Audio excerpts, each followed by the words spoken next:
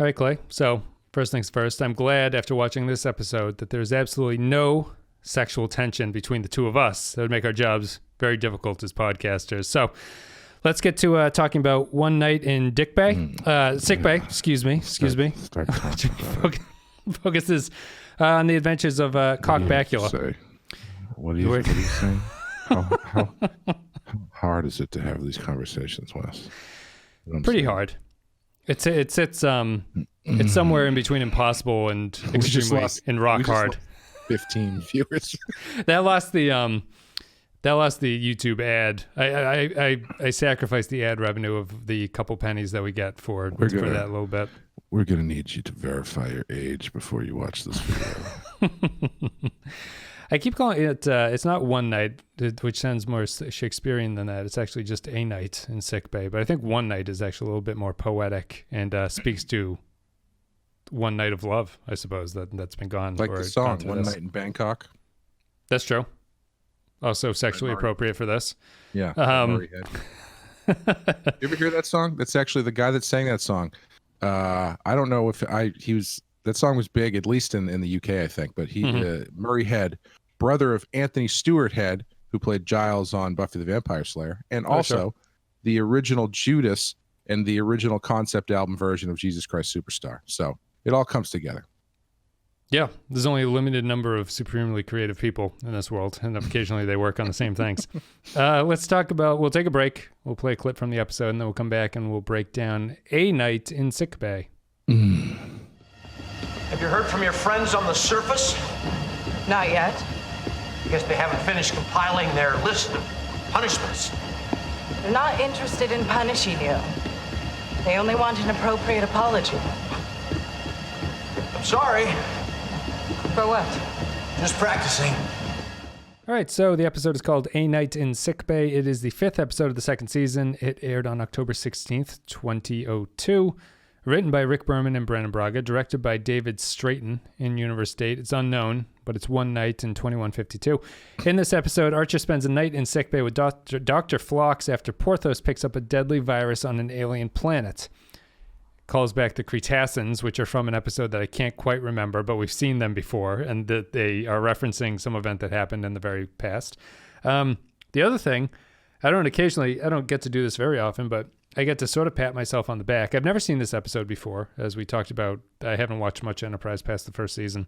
In Rogue Planet, I made a point that you kind of disagreed with, or maybe didn't think was actually there, but I semi-jokingly questioned whether Rogue Planet, which is the night vision hunting episode, whether or not it was a metaphor for Archer being sexually frustrated at that point, where he is imagining a woman in the woods as he's on this planet and he's just kind of looking around for it.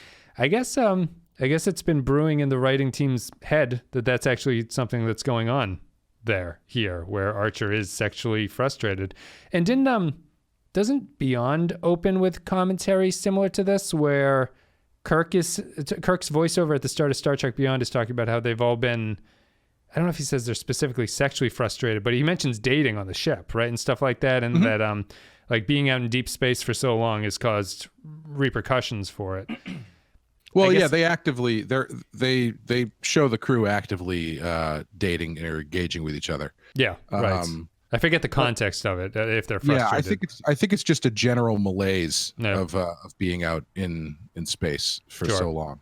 And the sort of like 90210 inherent drama that would come from people who would have to be hooking up on this ship or doing something, and just how the 90210 effect is just like how a small group of people will interdate with each other, and there seems to be no larger world that exists outside of them. Right. But that's what a night in sickbay is. I'll throw it to you with this thing. This is frequently listed as one of the worst episodes of Star Trek across all the series. I don't know if I agree with that. I find this incredibly awful, but supremely watchable in some way. Sure. I love the tone of this episode. It's like some weird Midsummer Night's Dream sequence where Phlox is extremely bizarre, and I like bizarre Phlox, and Archer's in this like semi-dream state where he keeps waking up and you're never sure if he's asleep or if this is a dream or if this is all really happening. It's super small. It's this side of the ship you don't see, which is Apparently, everyone works through the night 24/7 except for Archer, who needs to sleep. Like Hoshi's on the bridge taking messages. Phlox is in his thing feeding his animals. Well, we don't see Tucker and Reed through the whole episode, or Mayweather, Yeah. so they're probably asleep. Trip, you see, because he talks about the engines need to be fixed. Oh, that's right. Whatever. That's right. Yeah. So, what'd you think about A Night in Sickbay? I think I would agree that it is not a good episode, but it is very watchable. It was just all over the place. I actually didn't really like the tone because I feel like they could have done the same story without Porthos dying being the centerpiece of it, because that really adds a weird It's a huge flaw that Porthos is such a like primary vector of this story. Yeah, I think for a number of reasons. Foremost being that this episode, like for the first 15 minutes of this episode, all I could think was, I think T'Pol has every right to relieve him of duty because he is no longer fit for duty. Yeah. I was watching this with my girlfriend, and after every scene, she would turn to me and say, "He's the worst captain." Yeah. And, which is a flaw that we've been talking about in the first season. This feels like it's highlighting how awful of a captain he is. I would say the best scene in the episode is probably the treadmill scene. Yeah. Where a lot of reasons why that's such a good scene. Don't even get me started on that. Where they actually literally say or T'Pol literally says kind of snidely the thing about him suffering the consequences of his actions that he hadn't thought through or something like that. Yep. So that was nice, but the rest of it, like him getting pissed off that his dog got sick because he brought the dog down to a diplomatic mission on another planet, and the dog he's mad because they didn't scan the dog with a species that he knows gets upset super easily about everything. Yeah, and then you've got this like high.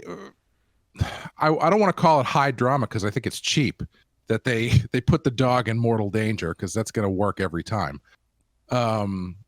But you've got that as the centerpiece to this story, which seems to be like this lighthearted romp about Archer being pent up and stressed out and not being able to sleep through the night. Yeah. And I can't, the only reason I can think of that they have Porthos be in this situation is to get Archer to sickbay. Because there's no other reason, fully functional in sickbay. Right. There's no other reason for him to stay the night in sickbay. Right. Other than the fact that he's worried about Porthos. So it's right. Well, like if he was ill, he doesn't have free agency as a character. Like if he was like bedridden in sickbay, it's not the same thing as him just kind of visiting and hanging out there. Yeah. So it's really weird to me to have this like serious emotional downer element at the middle of this clearly like farcical, like you were saying, sort of exaggerated, whimsical kind of exploration of, you know, a guy getting a shame boner for the woman that he works with. Mm-hmm. Also, I don't think Phlox is really getting to the core of Archer's issue here by pointing this out, because I just assume every guy on that ship has a boner for T'Pol. Yeah. Like, you know, and probably some of the women. Well, go ahead. No, that's about it. Like, it's like, yeah, sure. Of course he's got the hots for T'Pol. I'm sure if you had that conversation with Trip, he'd say the same thing. What I like about this, maybe not Reed. Her head, like if she put some gel in her head would be very pineapple-y. So yeah, that's possible. Very so spiky. What I like about I think this episode is bad, and I think maybe my final rating will have to I'll have to stick to the criteria that I always set out about how I grade these things, and I probably will end up giving this a harsher grade than I think the episode deserves, just because of the way that where its flaws come from. I think I have to stick to the consistency of how I grade these episodes, even if I like this one a little bit more than I grade it. Mm-hmm.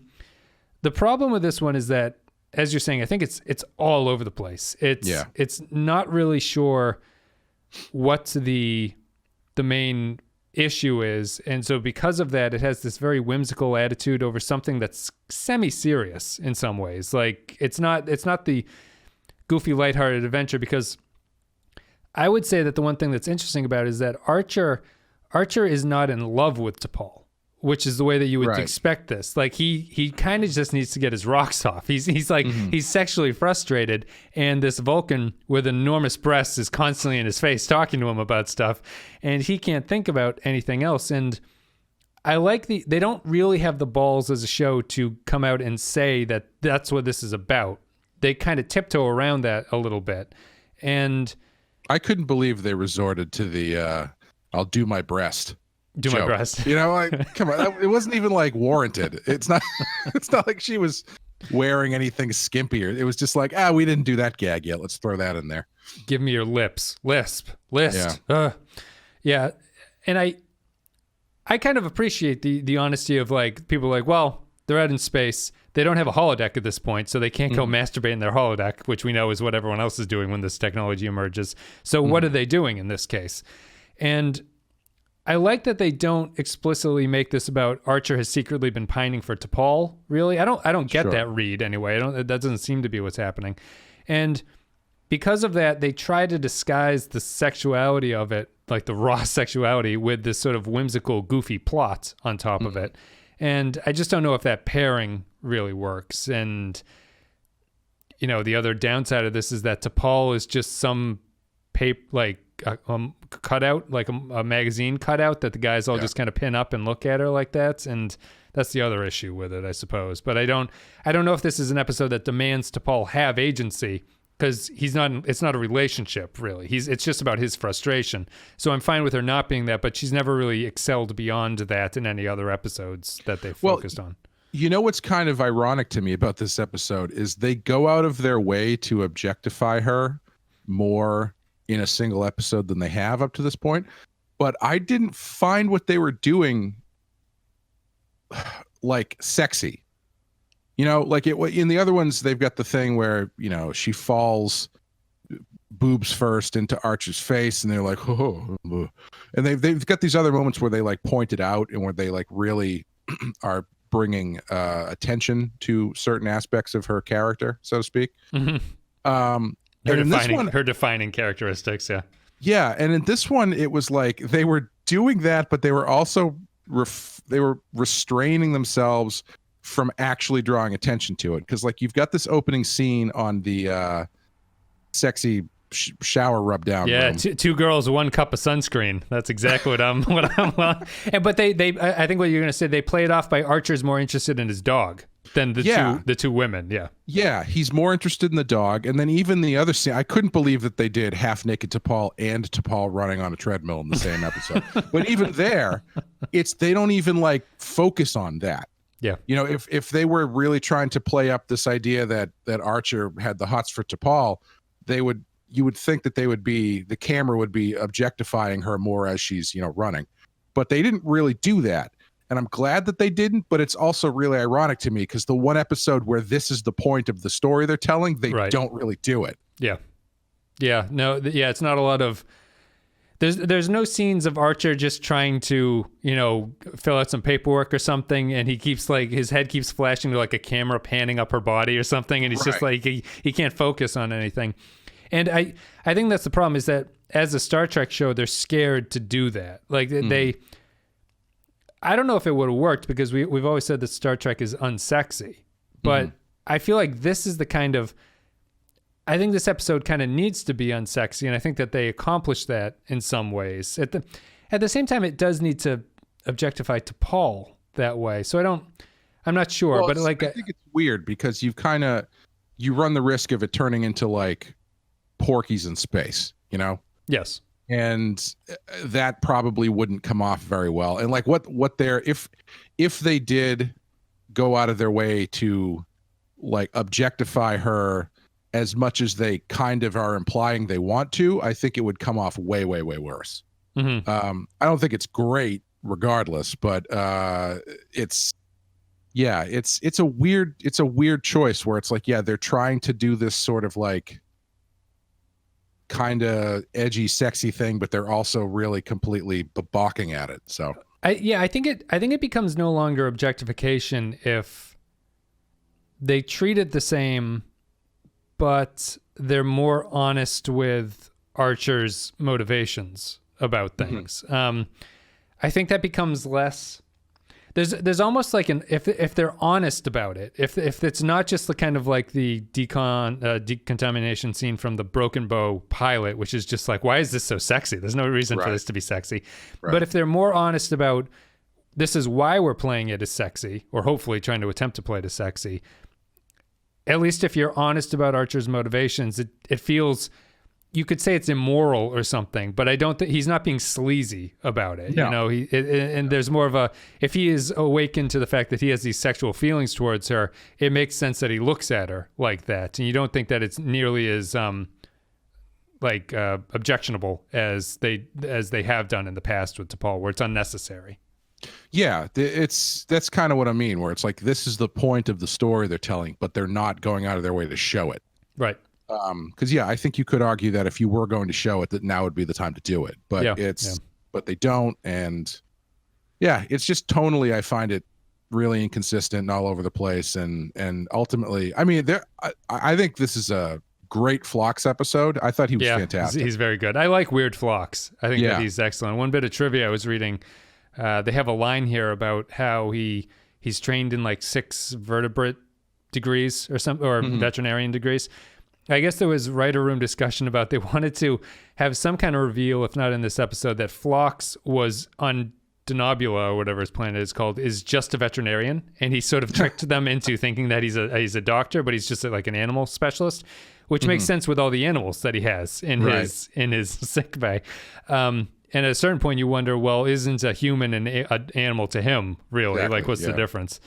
I like Phlox. I like Weird Phlox. I like Phlox existing in a kind of surreal space that he doesn't really feel when he's chasing the bat with the net. I think Billingsley does really good physical comedy when he's trying to catch the thing with the net. And I like all that stuff. And I think Phlox is interesting. They pair it with his toenail clipping scenes and his tongue scratching, which I didn't really understand, but I like Phlox outside of that. And this is a good Phlox episode. Yeah. On the other side, though, I think this episode is Exhibit A in Scott Bakula being grossly miscast in the show. Yep. I don't think he's good in this. It's a miscast, or Archer's poorly written. I think he's miscast. I don't find anything he's doing in this episode believable. He seems like, I don't know. Maybe it's just I don't like his delivery or something. But I didn't find any of the emotional feelings he was going through particularly believable.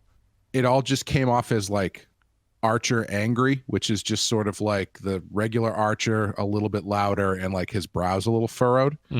I didn't really get the sense that he was going through this stressful, trying night. He just, I don't know, on top of that, he's got the hots for his subordinate or whatever. I don't know. I didn't think he was really pulling it off. Is the episode saying that he's so focused on, this is one of those episodes I'm not sure if I'm missing something or if it's just not making the dots connected in a way that you need to draw. Is his feelings toward Porthos a repression of his T'Pol feelings, or are they two different things? Is he trying to distract himself with Porthos, and that's why he's so about it?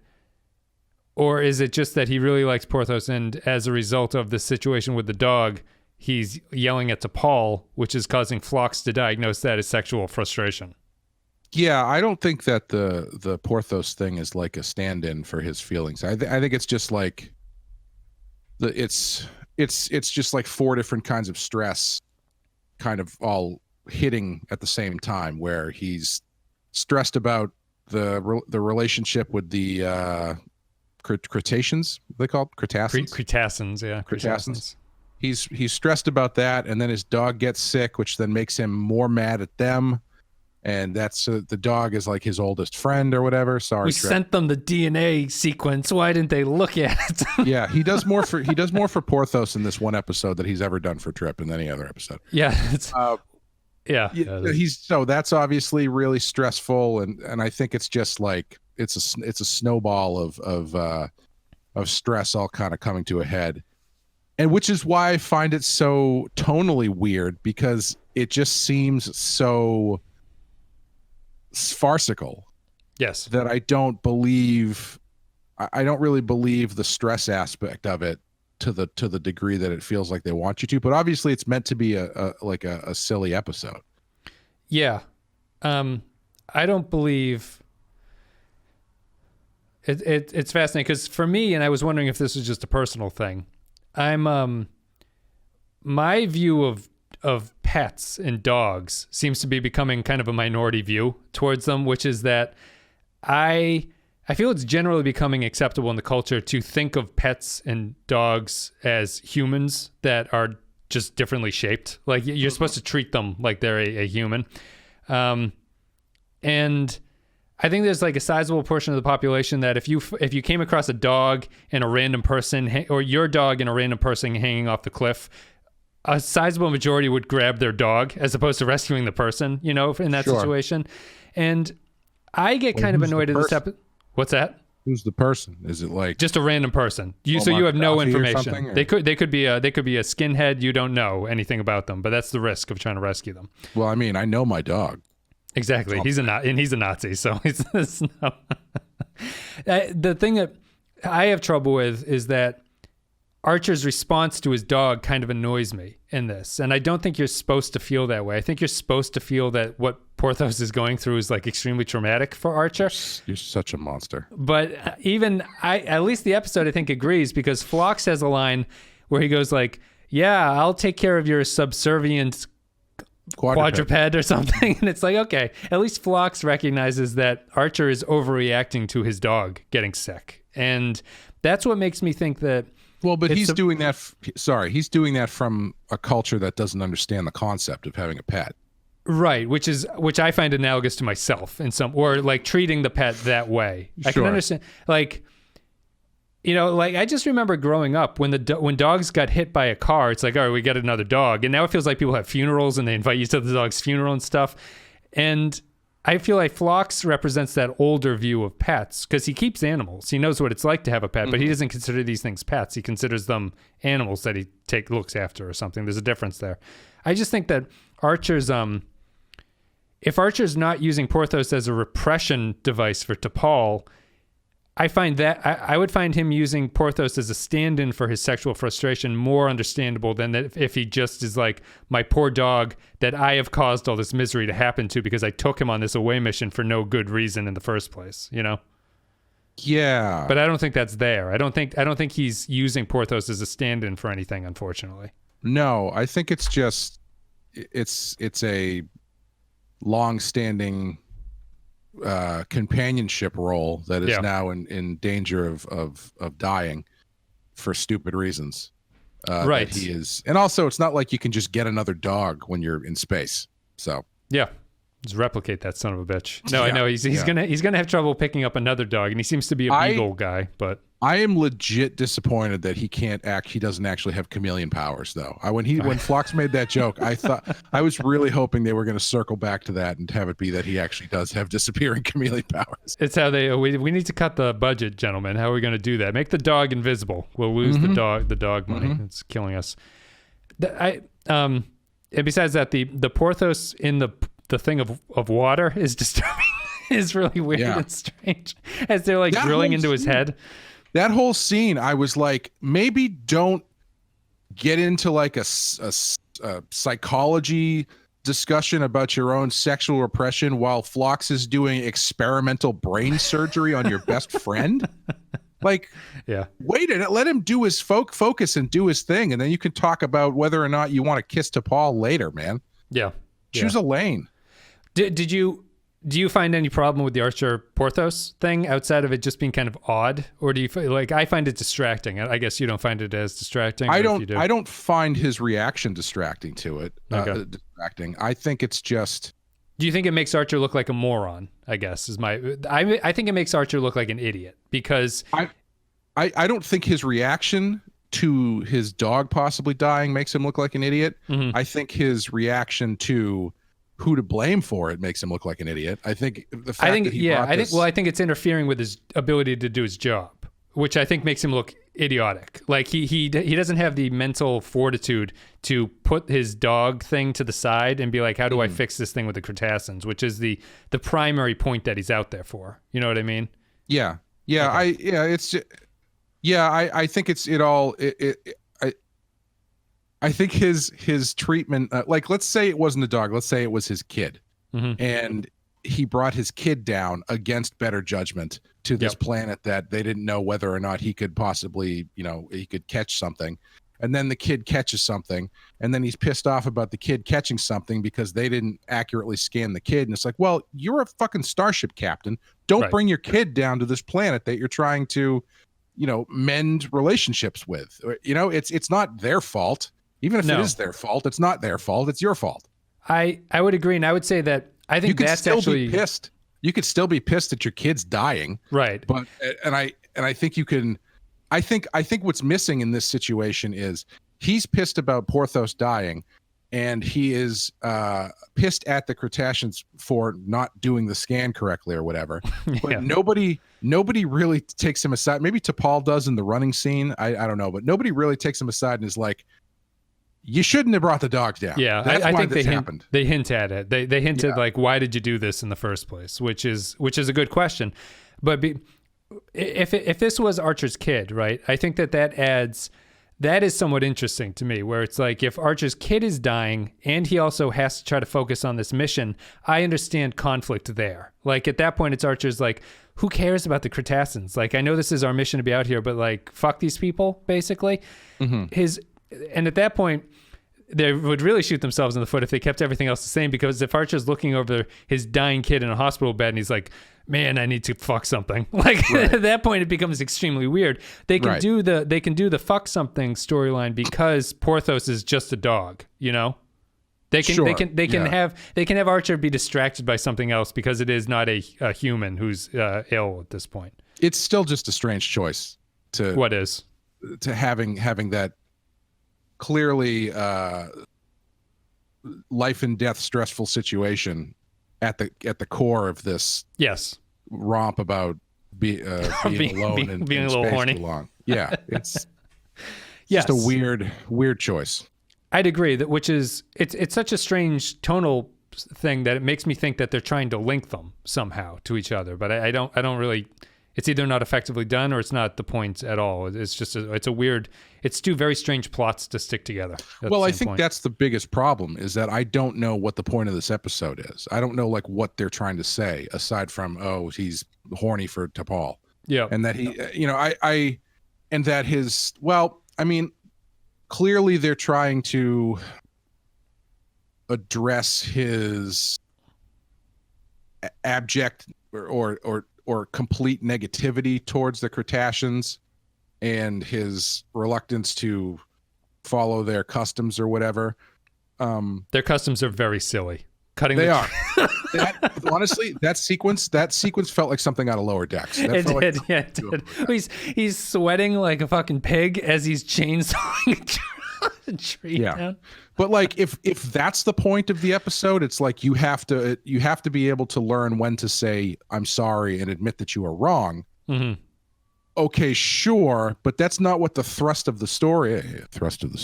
Nice. That's not what the thrust of the story is. Go deeper, Clay. Go deeper with this. Oh, I'll hollow it out, baby. No, you know what I mean? Though it's like that's not the point of the story. Yeah, the point of the story is not Archer needs to learn how to say he was wrong. The point seems to be some combination of Archer needs to learn how to say he was wrong and apologize, but he also needs to let off some steam. And it's just like it's a really weird mishmash of like tonal and thematic ideas that doesn't gel into something where you can kind of go, oh, okay, that's what it's about. You know what I mean? It's right. I don't know. It's just all over the place. Right. Like, yeah, there's a non-Star Trek-y version where once he's relieved, in some sense, his negotiations with the Cretaceans goes much more smoothly. You know, like there's some strange connection there where, because you could also you could imply that the sexual frustration is clouding his judgment, which is that he's like, he can't focus because he's distracted. Whether or not you make it sex or it's just like kind of a commentary on a captain not having his full like mind set to something that he's got in front of him because he's got something else going on. And at that point, I think the dying kid works better than the dog. But I don't know. Like they can never. They're kind of so stuck. Just so everybody's clear, Wes cannot empathize with love of pets or adult male friendships. That's right. Everyone needs to grow the fuck up. I would like to hear what other people think about that. Just I feel like I am in a minority about like I know some people who expect me to say hello to their pets. And I'm like, I'm not fucking talking to this thing. Like, you know, like when they come in, they're like, do you want to say hi to the dog? And it's like, is the dog going to say hi to me? Like when the dog could say something first. I feel like we're sliding into this strange world that Archer represents there. And if he's not hiding something about it and overemphasizing the dog, that makes me think that Archer's not fit for this job, really. And this is the most egregious example of not being fit for his job. I think this story, I mean, it wouldn't be like the farcical excuse me. It wouldn't be the farcical romp that it is without the sexual tension element, but I think it works arguably better if you remove that and just have it be about the stress. The Porthos thing then becomes very much a placeholder for all of this other stuff he's dealing with, and then it becomes about him realizing things that he's done wrong and the need to apologize and the need to have a little bit more what's the word, not compassion, but restraint or something, restraint, and just be open, give these new cultures a little bit more rope, because you've got plenty of stuff baked into Porthos about it being, you know, it's his pet. It's the only family he's got left, I think, at this point, because everybody else in his family's dead or whatever. Yeah, he thinks about his ex-girlfriend whose mother he still talks to. Yeah, who hangs out with his ex's mom, which I'm sure she finds. She's coming over with her new husband and kids, and Archer's there just having tea with her mom and asking her about when the puppies are coming. The Four Musketeers. It's just sorry, go ahead. Yeah. Well, that's what he would call him, his ex's wife, and her dad, and her brother. When the four of them would go out and hang out, they were the Four Musketeers. Each had a puppy. But you know, like that, I think if you put more emphasis on the fact that he is grossly overreacting about what's happening here, and that being just like the straw that broke the camel's back on his general tension, yes, and not undercutting it with this weird sexual tension thing, then I think your story about him learning to apologize and recognize when he's wrong and do all this other kind of other stuff, which is something that they've been kind of building toward either intentionally or otherwise up to this point, then I think that story is a lot stronger. I don't know if you can get a whole hour out of that without it being a fucking downer the whole time. Yeah. Unless you can keep it kind of light, but the things that he's doing are like the light element where it's like clearly he's stressed and clearly he's off his rocker, and so he's doing strange things and without, you know, drooling over to Paul. But even I don't know.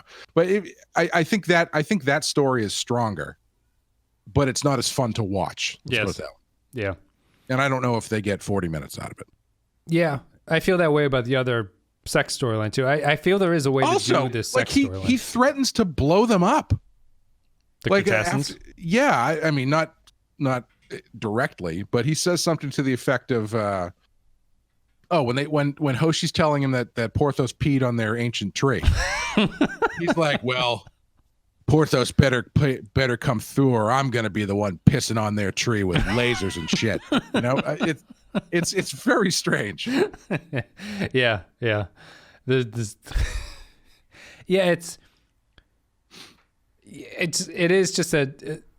It's just a strange combination of things there too. Like additionally, it just points out how bad Archer is at his job, where the pissing on the sacred tree thing is to a Star Trek character, it almost feels like that should be the explanation that causes him to realize what he had done wrong, instead of like, instead of just like someone going into like their friend's church and just like urinating all over the organ, like the church organ or something. Well, remember that's like a big plot point in Midsummer. Is that dude goes up for any peace? Oh, that's right. From the ashes of other ancestors. Yeah. So his reaction there, it's like the final straw there, where you're like, what is Archer even talking about at this point? Like he let his dog down, unleashed apparently. Like just let the dog wander around. One of those people. I would be pissed if he did that at my house, regardless of how old my tree was. These trees are not sacred, but they're still mine. Yeah, it's too bad. I was thinking, because I also think that Bakula is not really built for this role. What role would you give Scott Bakula if you had to reshuffle it? I was thinking he could probably do the Trip role fairly well. I think that he could be Tucker in that situation. I think that he has kind of that laid-back charm that Connor Trinneer brings to Trip, and Trip can kind of work with. He's not built for captain just because he's... I don't think he has the gravitas that a lot of the Star Trek captains need to pull off storylines like this. He comes across as immature in some ways. I recasting him on the ship, I think would be difficult, but I think he would actually make a great admiral. Yeah, because those guys kind of come in. They do their one scene that is fairly straightforward, and they bring some element to what they're saying, but it doesn't require generally like a huge range of acting. Yeah. And I think he would be great as like a recurring admiral character who is, every now and then gets a scene where he does, because he's good when he's doing his more like straightforward captain stuff, but once he has to really kind of go off the deep end a little bit emotionally, I think he's not quite as strong as some of the other characters were. Yeah. What about Ray Romano? I don't think would be a good cast. I'm just going off other cast members from Men of a Certain Age. Andre Bauer, he'd be a great Star Trek captain. He would work too. Yeah. I don't know who you'd replace him with here. I mean, I think we've talked about how Archer should be. Archer can, I said immature a second ago. Archer can be immature, and I think that that's appropriate, but what this episode does is it highlights this flaw he has where he makes mistakes and doesn't tend to really learn from them. And this one you would say he learns from it, but I think that it's offset by his mistake is so naive that he makes that it's like, how the hell did he make that mistake? And standing on the transporter or the shuttle pad, Trip's not going to be like, why are you bringing the dog? Why doesn't the dog stay here, John? Yeah. Like, this is unnecessary. Yeah. I watching this episode especially, I was thinking I kind of wish that they had cast someone younger as the captain. Yeah. Who not that Bakula is like old, but it's I almost feel like it would be the stuff that he does and does wrong feels almost like it should be the mistakes of a young man who's been given too much responsibility. Outside this mission, it's about learning about growing up. It's about learning how to do the mission, but it's also about what it means to become a person. Like imagine if the setup for this show was Jonathan Archer, son of Mr. Archer, I guess. Dr. Archer, he's a scientist. Archer. Oh, sorry. He went to 4 years of space school. Or 8 years of space school. I can't discount that. My mother works for doctors, and they gave Alistair a present for his birthday a couple of years ago, and they signed it like "Happy Birthday, Alistair." Doctor's name, MD. He signed MD at the end at the end of his card. It wasn't just like Chris. It was he did his full thing and put MD. And there are some doctors who just do they're gonna let you know that they're a doctor. Well, it's like Bill and Ted, where he always refers to himself as Bill S. Preston Esquire. Right. Although I don't know if he ever passed the bar and earned that Esquire. But just keep trying until you do. Don't even know what Esquire means. I assumed it's a law thing. Yeah, I just think of royalty. I think of the squires who put the armor on the horses. That's what you are. But like, imagine if the setup for Enterprise was the son of Dr. Archer, architect of whatever this mission is, the warp drive or whatever, is going to be the one leading this mission, but this guy's like 25 or maybe 30. Yeah. And so it's putting him as the captain is like almost more of a publicity move than it is picking the right person for the job. Yeah. So you've got a young, inexperienced captain with a crew of equally inexperienced people, but also people who are older than him. So this is where my version of Reed comes in, where Reed is a much older Starfleet person who's more used to the war aspect. Yeah. Of conservative as opposed to this kind of, yeah. So now, and then you've got T'Pol, who is much smarter, for lack of, for sake of argument. And you've got that tension going on. So you're watching. I'm kind of describing what the Kelvin movies ultimately are, although they kind of don't really acknowledge the fact that Kirk is like 29. Yeah. In those movies, but you know what I mean? Where it's like, so then these mistakes that he's making feel more like a younger person learning what it means to be a captain. Yeah. Instead of symbolically representing the Federation as it. As it ages. Instead of 40-something-year-old Scott Bakula losing his shit trying to catch a bat because his dog's dying and he wants to have sex with his friend. Yeah. And he can't bring himself to say sorry because he let his dog trample the flower garden of these highly offendable people. Yeah.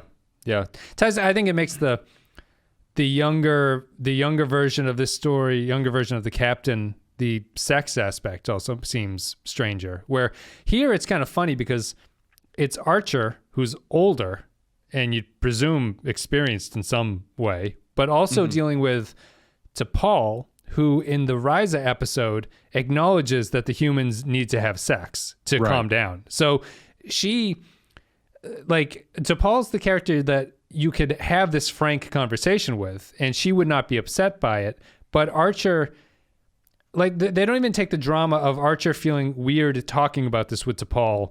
And that is kind of a weird contrast of T'Pol is the one person that you could talk to. She's the person you can talk to and not worry about offending, because she will just treat it as a conversation. Well, that's the thing that's so weird about that final scene is because when they do have that conversation in Archer's room, he's very, very like stoic about it, where he's like, I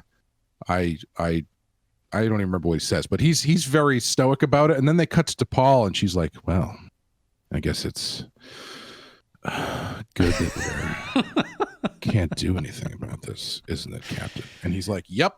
By the way, make sure that door is locked. Would you be interested in a promotion to co-captain? So we are no longer. I'm no longer your superior." Yeah, I know. On the way out, please make sure that's it's so weird because I never get I have not gotten the impression once in this show that T'Pol is like interested in him. Yeah. They just end up like boobs to face for jokey reasons, and it's usually Archer who's like. I'd say both ways. I don't get the sense that Archer. I don't get any sense that Archer's interested in T'Pol outside of comic situations where he rubs his face in her breasts, right? Right. And that's not saying that he's interested. It's just kind of like, oh, she's got big hooters. Let's rub John's face in them, and that's what also makes this seem a little bit weird. Although if they think they've been planting the seeds that T'Pol and Archer are like into each other, they did a terrible job. Right. Yeah. But I think with what they're saying is that it's not about a relationship. So I can get behind this episode of never having brought it up as long as they stick to this idea that he is just pent up and she's the nearest potential outlet for him or whatever.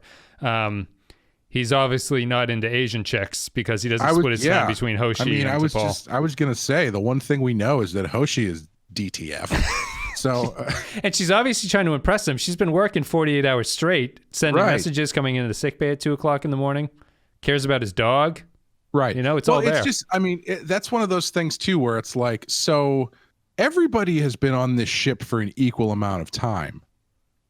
Are we to assume that everybody is at a level of pent up sexual frustration that Archer is? Except for T'Pol. Yeah, I would Except assume for so. T'Pol. Yeah. Like, wouldn't that actually be a more interesting episode if you were going through the point of view of T'Pol, Right. interacting with a ship full of sexually oppressed people?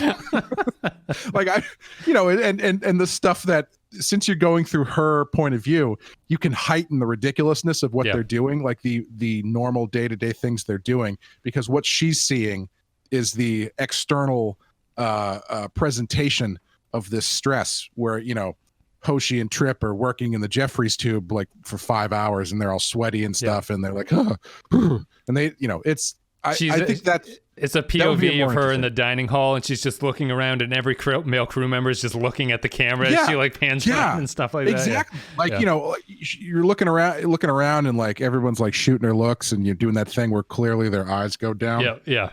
And flick back up. It's like, I think that would be a much more interesting way to handle this than just the wacky things that happen when you are in space alone and with just your dog. That's why Porthos can't die. I did like the dream, though. I thought the dream was funny. The funeral sequence. Yeah. I thought that was funny. All right, I guess we're done with A Night in Sickbay. Let's take a break. We'll play a clip from the episode. We'll come back. We'll read some patron thoughts and give our final thoughts about A Night in Sickbay. Since I've been getting so much practice giving apologies, I thought I might give you one. That's not necessary. Yeah, it is. I've been under a lot of stress lately. Haven't gotten much sleep. My dog... There's no need to apologize. Whatever friction there's been between us, I'd like to try to minimize it. Friction is to be expected whenever people work in close quarters for extended periods of time. I guess that's always been true. Especially when the people are of the opposite sex. Then it's good that you're my superior officer, that we're not in a position to allow ourselves to become attracted to one another, hypothetically. If we were, the friction that you speak of could be much more problematic. Thank you very much for listening, guys. If you enjoyed the content today, you can go to patreon.com/thepensky-file. Sorry, I just got like a pounding in my temple there for some reason. I felt like my head was about to explode. It's all this sexual tension. Yeah, when was the last time you were intimate with a woman or a dog? I'm married. What's the joke? I'm married, so it's 8 years or whatever it is at this point. Hey, that's some good You've been comedy. married for 8 years? We got married in 13, so 7 years. Oh, wow. 7 years. I think we got married in 13. So 7 years, you're just starting to get bored, right? That's right. Exactly. So I hate Let's those do some stupid wife jokes for a while. jokes. The height of well thought out comedy, wife marriage frustration jokes. That's right. Don't you hate it when you're trying to watch the game? They're like golf jokes. Yeah. And then that you're like, it's just a joke you say, even if you don't believe it. You could be like happily married, but you still have to make the jokes. Right. What the hell was I doing? Patreon.com/thepensky-file. If you want to support my wife and me, you can go there and you can, a couple dollars a month, you get extra stuff, you get extra podcasts, you get extra videos, you get commentary tracks, you get polls to vote on what we cover. We are talking about Liquid Sky this month for the sci-fi movie, which is a movie I'd never heard of, but it's about UFOs and heroin and sex. So it's basically a sequel to this episode.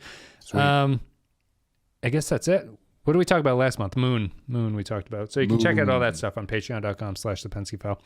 And How as come always, Gertie never asks Sam if he's the last time he was made out with a woman? I know he should. The clone, and he's only like 5 minutes old. Come on, Gertie. Let's give a special thank you to our Captain tier supporters as well. Special thank you goes to Christian Pouch, Stark Latif, Chris Tinsley, Mike Burnett, Sean, Cardinal Doomsday, Joint Mango, Matthew Cutler, Ben Douglas, Neil Brennan, Kyle Barrett, Samuel Custer, Nick Sergi, Bradley Killens, Matthew Ross, Arun Vendler, Nathan Elliott, Eric Johnson, Andrew Chorlog, Grim Santo, Poindexter G, Dwayne Hackett, Jordan Cooper, Derek Zajac, Russell Elledge, Kevin Reyes, Vault 13 Heroes, Stephen Minton, Darth Mosk, H28, Matt Carrier 6, Jacob 123, Mike Harris, Jakey's Gamer, Patrick Seba, Captain Brazen, Kevin Lowry, Eric Sanjuan, Corey Martin, William Scheisler, and Timothy Cooley. Thank you very much for supporting the show and taking care of my dog while he's been sick. And I think we're going to imagine if we've known each other for a long time. If I showed up to your house with my dog and just let him off leash and let him roam around your house, you wouldn't be cool with that. and we're not even like of a different species that have never met each other and are highly, volatile as far as their social mores go. Yeah. Like what the fuck was he thinking? I know it's the kind of thing that feels like it deserves a scene at the start or something. Like the cold open. What's the cold open here? They rub each other down. That comes the in cold late. open is sexy shower scene. I feel the cold open in this one had to be the lead in to the mission, and then immediately after the credits, it cuts to post what went wrong. Like you never see anything on the planet, but you get a sense of like just some sort of rationale where I can at least get somewhat behind Archer's sensibility here. Mm-hmm. Like just so it doesn't. I don't even know if he could come up with a good excuse, but at least make me think that he's not thinking or he is thinking about what's going on. Yeah, I do think if you took the dog element out of this, or the dog dying element out of this, I think this could be a Lower Decks episode, and it might be better served. Yeah, as one. Repackage it. Repap.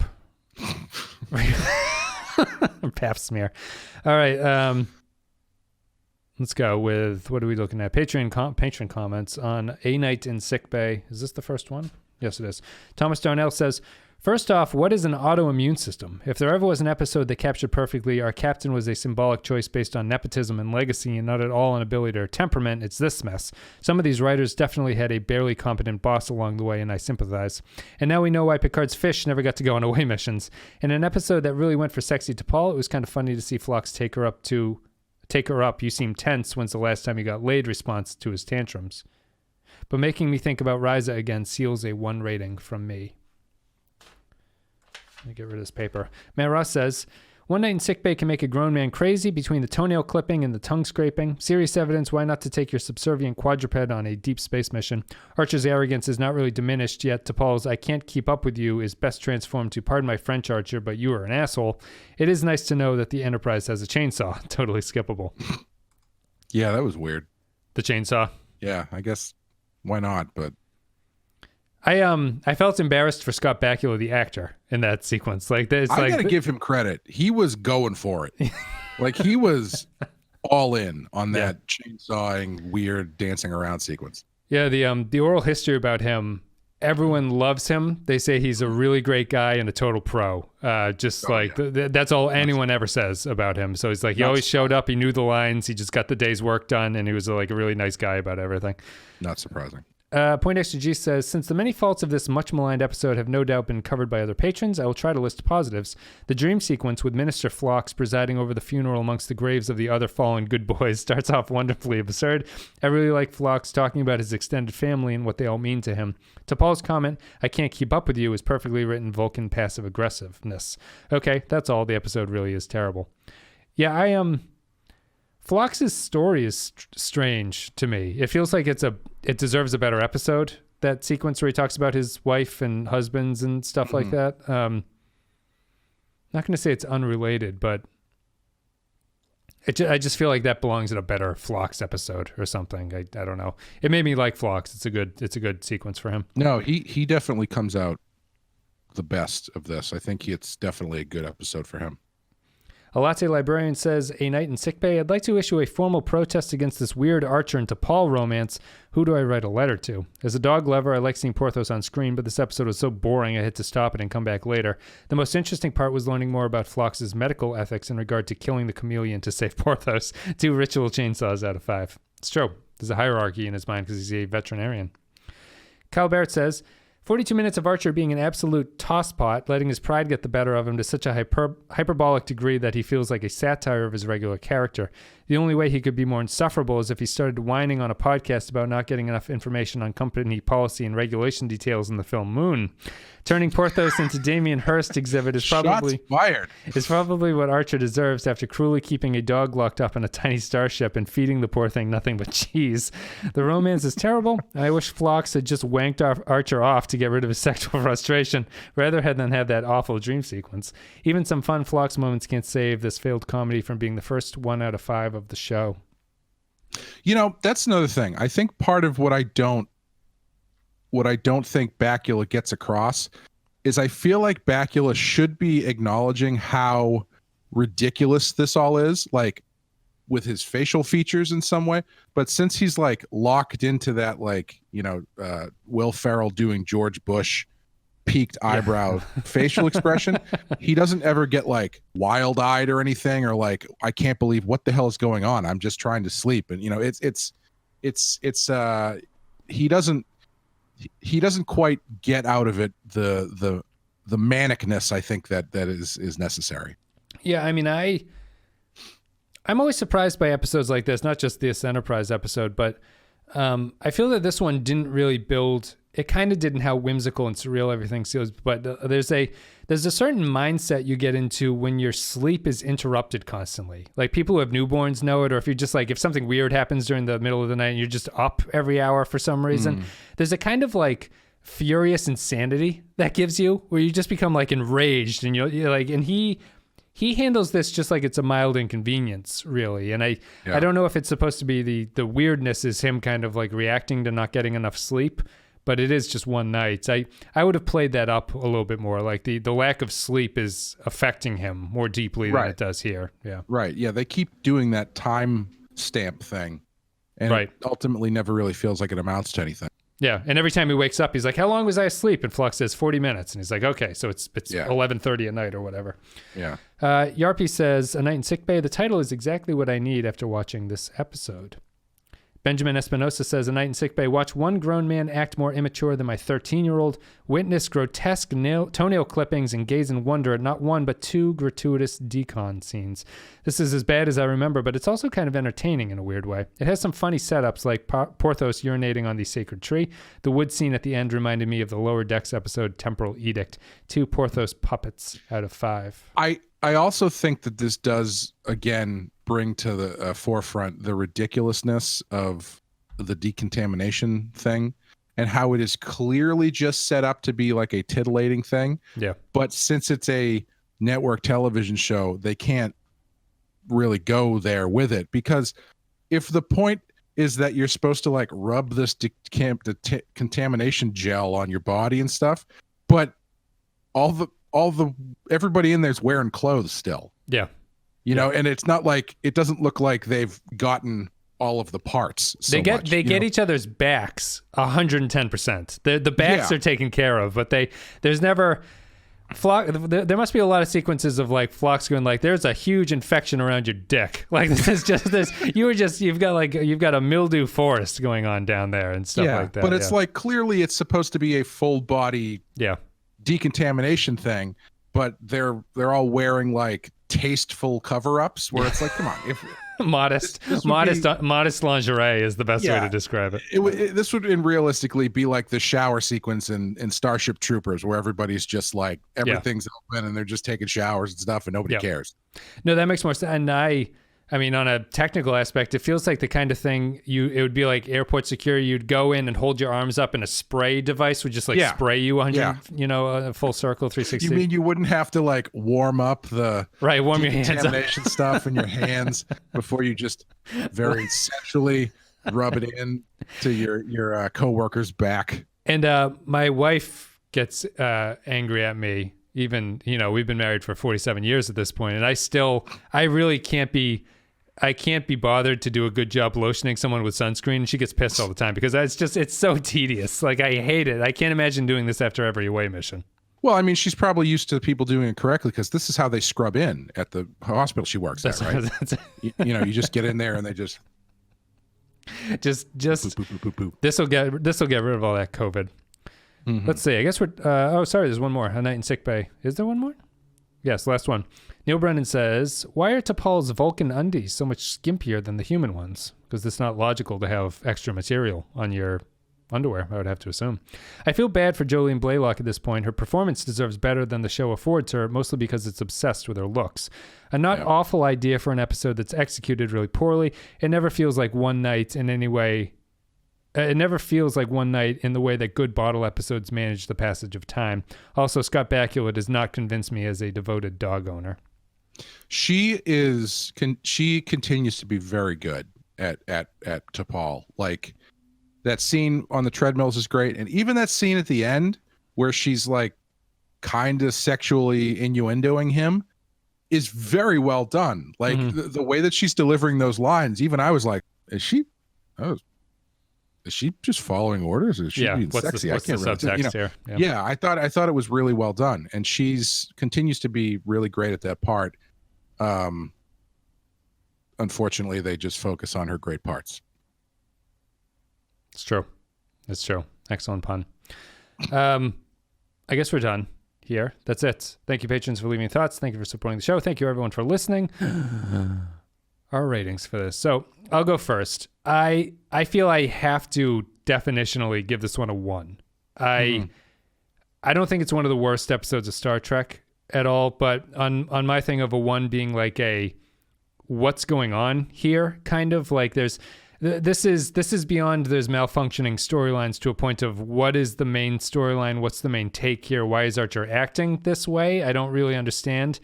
I think it's a 1 for me, but I just don't see it as one of the worst episodes that the show has ever done, because it's semi-functional in some ways, and I like the tone. I like that weird whimsical stuff in Sickbay. Like that's enough for me to be like, there's something good in this episode. Yeah, I think it's, for this show, it is probably a 1. If you had to pick an episode that we've watched so far that is a 1, it was this one. Yeah. However, I still think it falls under the umbrella of this show, where it's still pretty well put together, even if it doesn't all make sense. Like there's nothing that feels completely, off the rails. Yeah. I think like that's because they play enough of it as, I think there's they're trying to be funny in this episode sometimes. And I think that trying to be funny covers up, if this was played seriously, you'd be like, this is awful. Like this is just terrible. But there's enough of a comic thing, including the funeral scene, where you can, if anything, you can just say, well, it's just not that funny to me, Yeah. Yeah. And like, if you watch a 1 from TNG, you're going like, ugh, the whole time you watch it. And I don't feel that with this one. I think there's the characterizations for the most part are good enough that it saves it from being awful. And it also, like, it's, though tonally it's all over the place and I don't really know what it's about, if you're just looking at the plot doesn't not make sense. Yeah. It actually hangs together pretty well. Yep. I don't think it's about the right things, but the chain of events is fine. So yeah, I would say it's a high 1 if I had to give it a rating. But this is the one I'd go back to. All right, we'll both give it 1s. F plus. Yeah, we'll both give it 1s. It's because it's that weird rating territory where, like off the top of my head, Sleeping Dogs, the Klingon episode where the Klingon ship is stuck in the planet's atmosphere and they go down to it. I would much rather rewatch this one than Sleeping Dogs. 100%. 100%. Yeah. But Sleeping Dogs has a plot that is more. There's not an aspect of Sleeping Dogs you're like, I don't understand why you're doing this. It's just like, this is so boring. I can't believe how boring this plot line is. This one is a little bit more of a screw up, I think, in terms of why is this episode happening is not really answered very well. And strangely enough, like, even though I don't consider this a great episode, I would probably put this on my list of episodes that you would need to watch if you're watching Enterprise, because I think you get a lot of good stuff out of it. Yep. It's good Phlox. What's that? Good Phlox. Yeah. Good Phlox. Just what everybody on that ship needs is a nice, good Phlox. Nice hard floxing. Let's see here. I guess we're done. Thank you very much, patrons, for supporting the show. Thank you for leaving your comments. We did all our ratings. Patreon is patreon.com/thepenskyfile. Check out the social media links down below. Blah, blah, blah. Clay, do you have anything you want to say before we go? We just put out last week a new Rotten Horror Picture Show where we covered Halloween 2018, which is a lot of fun. And this week we've got a new badass where we'll be doing Avatar and House and Garden. House and Garden's a cool episode where Poison Ivy tries to turn over a new leaf, so to speak. And the way that she does it is by kidnapping a doctor and replacing his kids with cactus monsters and she basically implants herself onto his family as their mother. So it's a nice trying to do the right thing through the lens of a crazed Batman villain. check those out. You can go to thepenskyfile.com to subscribe to those shows, or they are on the YouTube channel, however you find this show. Thank you very much for listening, guys. We'll be back. I think Marauders is next. I was wrong last episode. Marauders is next. That's the other thing. This was produced in between Minefield and Dead Stop. So they shot that episode not back to back, even though the storyline is back to back. And the one thing we didn't touch on here before we go, that space station apparently didn't do a very good job fixing the ship if their warp drive fritzes out 2 days later. So that's kind of a strange connection. Yeah. Anyway, that's it. Guys, thank you very much for listening. We'll see you next time.